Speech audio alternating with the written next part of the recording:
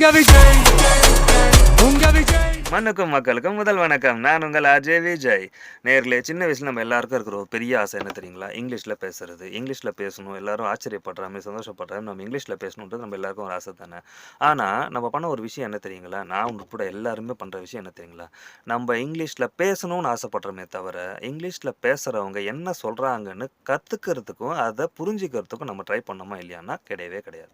ஏன்னா நம்ம பேசணும், நம்ம பேசுறத மத்தவங்க புரிஞ்சுக்கணும்னு தான் நம்ம எதிர்பார்த்திருப்போம். அதுக்கான வேலைகள் தான் அதிகமா பண்ணியிருப்போமே தவிர, ஃபர்ஸ்ட்டு வந்து நம்ம கத்துக்க வேண்டியது இங்கிலீஷ்ல என்னென்ன வேர்ட்ஸ் இருக்குது, அந்த வேர்ட்ஸ்க்கான அர்த்தங்கள், அந்த அர்த்தங்கள கத்துக்கிட்டா தான் நம்ம அத வந்து திருப்பி பேச முடியும்.